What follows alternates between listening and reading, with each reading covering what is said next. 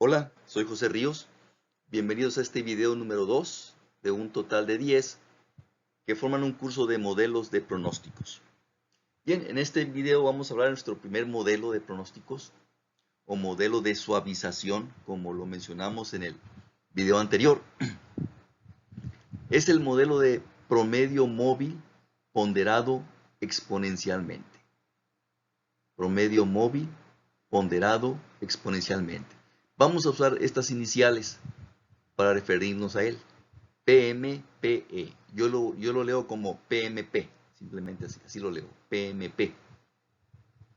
Bien, en inglés estas son las iniciales, por si usted lo ve por ahí en algún libro en inglés. EWMA, Exponentially Weighted Moving Average. Estas son las iniciales en inglés. Bien, el valor PMP correspondiente al dato I se calcula de esta manera. Como su nombre lo indica, es un promedio ponderado de las observaciones de los datos obtenidos hasta el dato I. Desde el dato 1, X sub 1, X sub 1, X2, X3, X4, hasta el dato XI.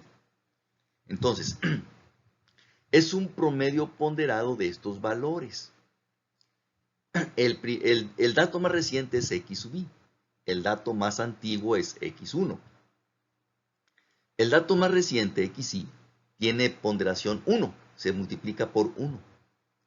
El inmediato anterior, el dato XI-1, tiene ponderación alfa. Su dato anterior, XI-2, tiene ponderación alfa cuadrada. El dato inmediato anterior, X13, tiene ponderación alfa cúbica. Y así sucesivamente, hasta el primer dato, el más antiguo, X1, tiene ponderación alfa a la potencia I-1. Y esta suma, usted recordará el concepto de promedio ponderado, que nosotros lo vemos en el curso de estadística aplicada. Esta suma se divide a su vez entre esta cantidad, que es la suma de las ponderaciones de cada dato. La ponderación de XI, 1, más la ponderación de XI-1, alfa, más la ponderación de XI-2, alfa cuadrada, etcétera, etcétera. Bien, las ponderaciones se hacen de tal manera que el dato más actual, XI, tiene una ponderación mayor y el dato más antiguo, X1, tiene la ponderación más baja. Es decir, mientras el dato sea más antiguo, su ponderación se va reduciendo. Y para que esto ocurra en esta fórmula matemática, se requiere que el valor de alfa sea un valor entre 0 y 1. Siempre y cuando alfa sea un valor entre 0 y 1, la potencia de alfa hace que el resultado sea cada vez menor. Entonces, con esta fórmula se calcula el promedio ponderado, el promedio móvil ponderado exponencialmente para el dato I. Así es como se calcula con esta fórmula. Que se ve que es una fórmula muy engorrosa. Si lo calculamos así de esta manera, para cada valor XI, se imagina usted, pues sí es una fórmula muy engorrosa. Pero afortunadamente, la fórmula anterior que mencionamos del PMP correspondiente al dato I, se puede simplificar mucho mediante manipulación algebraica que no vamos a presentar aquí. No vamos a ver los detalles de las manipulaciones algebraicas que se le hacen a la fórmula anterior, pero se puede llegar a esto que es mucho más práctico, mucho más breve. Lambda, una constante lambda, multiplicando al dato XI, que es el dato más actual, más 1 menos lambda multiplicado por el valor del PMP correspondiente al dato anterior, XI menos 1. Se supone que cuando voy a calcular el PMP correspondiente al dato I, se supone que ya previamente calculé el valor anterior, el PMP correspondiente al dato I menos 1, el dato anterior. De tal manera que el valor del PMP correspondiente al dato I se calcula de esta manera. El valor de lambda multiplicado por el dato XI, más 1 menos lambda multiplicado por el valor del PMP correspondiente al dato anterior, I menos 1.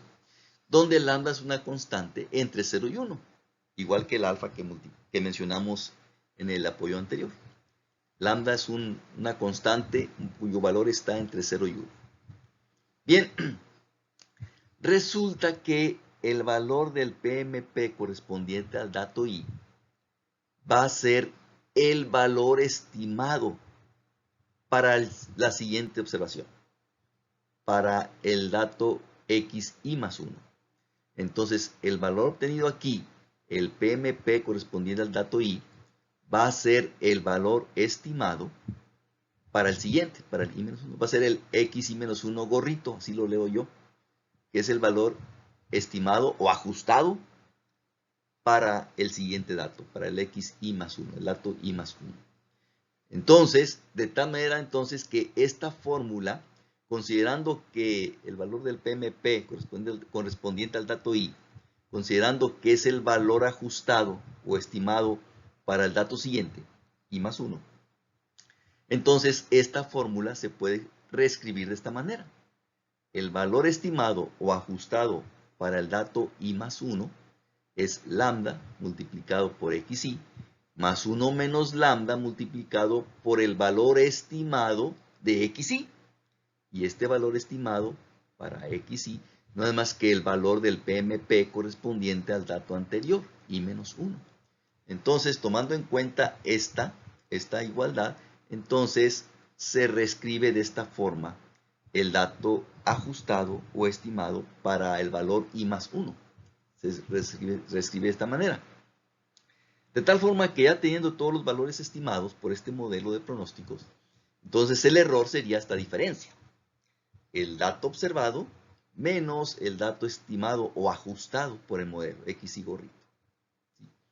Donde se supone que estos errores o residuales se ajustan a una distribución normal con media cero, varianza constante que hay que estimar. Y además estos errores son independientes entre sí, no están correlacionados. Entonces, repito, el modelo supone que estos errores, los residuales, se ajustan a una distribución normal con media cero, varianza constante e independiente entre ellos. No están correlacionados. Bien, el valor de lambda, a su vez, se estima de esta manera. Se estima minimizando la suma del cuadrado de estas cantidades. Se minimiza la suma del cuadrado de los errores. Vea usted que esto no es más que el numerador del MSD que mencionamos en el apoyo anterior. Esto no es más que el numerador del MSD. Entonces, el valor de lambda se estima minimizando la suma del cuadrado de los errores. Bien, el problema para estimar lambda, ya dijimos que se estima minimizando la suma del cuadrado de los errores, pero el problema es que debemos tener el valor de x1 gorrito. Debemos tener el valor estimado de x1. Entonces, este es un problema porque esto no lo puedo obtener con el modelo PMP, porque no tengo datos anteriores a x1. Recuerde que x1 es el dato más antiguo, no tengo datos anteriores a él. Entonces, aquí hay un problema.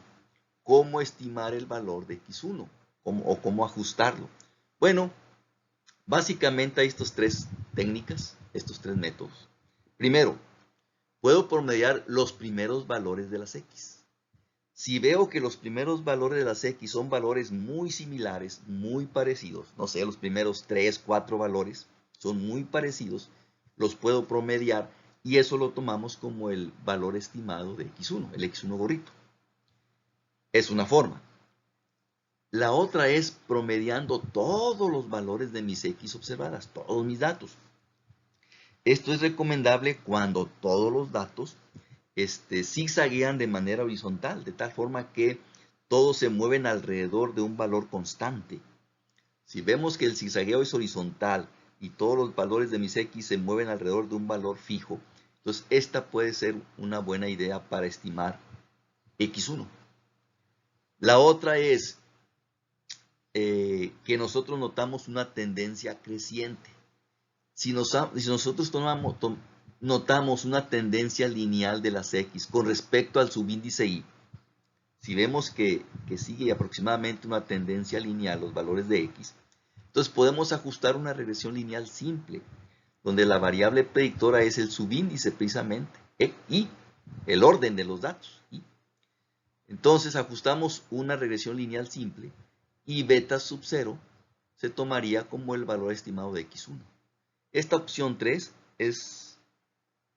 se sugiere si vemos claramente una tendencia lineal de las X con respecto a su subíndice Y. Y entonces X1 gorrito sería el valor del intercepto. En la práctica, si nosotros usamos un paquete estadístico de series de tiempo o de pronósticos, no nos debemos preocupar por estimar X1. El paquete en automático lo hace, el paquete tendrá su propio algoritmo, que puede ser uno de estos o puede ser cualquier otro. Entonces, el paquete tiene su propio algoritmo para estimar X1. Entonces, en la práctica, usando un paquete estadístico, esto no es ningún problema. El paquete se encarga de ello y hace ese trabajo. Bien, veamos nuestro primer ejemplo. Vamos a considerar esta variable, estos valores de X. Son valores mensuales tomados en el año 2010. Aquí tenemos este valor de X fue observado en enero de 2010. Este sería el valor de X1, este sería el valor de X2, correspondiente a febrero de 2010. El valor de X3 correspondiente a marzo de 2010, etcétera, etcétera. Y aquí tenemos la gráfica, su gráfica correspondiente de serie de tiempo, ¿sí? Donde se aprecia mucho más claro el comportamiento de estos valores a través del tiempo, su zigzagueo. Se nota una trayectoria muy horizontal. Se nota como que estos valores se mueven alrededor de, ¿qué será? Alrededor de 490. A lo mejor así al puro tanteo podemos sospechar que estos valores se mueven alrededor o fluctúan alrededor de 490. Se ve un zigzagueo muy horizontal. Entonces, precisamente esto es lo que supone el modelo de PMP. El modelo de pronósticos que estamos comentando en este video supone precisamente este comportamiento. Supone que a este comportamiento se le llama serie estacionaria. Cuando hablamos de una serie estacionaria, es cuando el zigzagueo de los valores de las X es horizontal, como lo apreciamos aquí. Entonces esta gráfica sugiere una serie estacionaria, donde los valores de X fluctúan alrededor aproximadamente de 490. ¿Sí? Bien, entonces vamos a tratar de estimar aquí a estos datos un modelo PMP. Aquí tenemos lo que reporta Minitab. ¿Sí? Aquí el valor de lambda, en lugar de lambda, le llama alfa. Aquí le llama la constante de suavización. Entonces, Minitab le llama el método exponencial simple. El modelo PMP, Minitab le llama método exponencial, bueno, single exponential method, que se puede traducir como método exponencial simple. Bien, aquí los puntos en color celeste, esto está en inglés, actual quiere decir real. Actual quiere decir real. Entonces, estos puntitos en color celeste son los datos reales que el usuario registró. Lo que está en cuadritos color guindo son los valores ajustados por el modelo PMP con lambda igual a 0.115820. Este es el valor estimado de lambda. Ve usted que es una trayectoria muy plana. No reacciona de manera rápida a los picos, como que no se acerca a los picos. Este modelo usualmente así es muy plano. No responde a los picos de manera satisfactoria. Aquí están las medidas de precisión. El MAPE para este caso, con este valor de lambda, el MAPE es 537, el MAD 2652 redondeando, y el MSD 821.66. Y aquí están los pronósticos. Aquí le indicamos a Minitab que queremos pronosticar los siguientes 4 periodos. Entonces aquí tenemos el periodo 13, 14, 15 y 16 estimados. El inconveniente de este modelo PMP es que los valores estimados a futuro quedan constantes. Quedan constantes. Entonces es un inconveniente porque no refleja el zigzagueo que pudiéramos esperar en los valores a futuro. Estos triangulitos en color morado son los límites del intervalo de predicción. Este es el límite inferior del intervalo de predicción, el límite superior, que también quedan valores constantes. Esto significa que los valores a futuro se espera que zigzagueen en este rango. Queda bastante amplio. Zigzagueen en este rango. Bien, vamos a ver qué características tiene este modelo con respecto a los residuales. Dijimos que los residuales se deben ajustar a una distribución normal con media cero, varianza constante y deben ser independientes entre sí. Para evaluar la independencia entre los residuales, se recomienda usar esta gráfica que se llama función de autocorrelación. Es una gráfica que los paquetes estadísticos la proporcionan. No hay ningún problema para construirla. La cuestión está en cómo interpretarla. La función de autocorrelación se construye de la siguiente manera. Para cada retardo, que en inglés se le llama lag, retardo 1, retardo 2, retardo 3, para cada retardo se calcula un coeficiente de correlación de Pearson, que es esta R, coeficiente de correlación de Pearson. Para el retardo 1 se hace lo siguiente. Se forman pares de residuales consecutivos. El residual 1 hace par con el residual 2. El residual 2 con el residual 3 es otro par. El residual 3 con el residual 4. El residual 4 con el residual 5. Todos los pares posibles que se puedan formar siguiendo este criterio. Y después a esta secuencia de pares de residuales se calcula su coeficiente de correlación de Pearson. Y ese valor es el que aparece en la gráfica.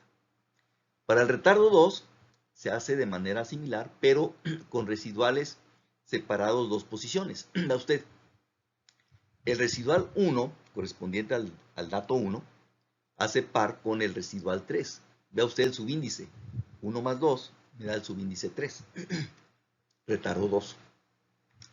El residual 2 se hace par con el residual 4. Vea usted el subíndice. 2 más 2, 4.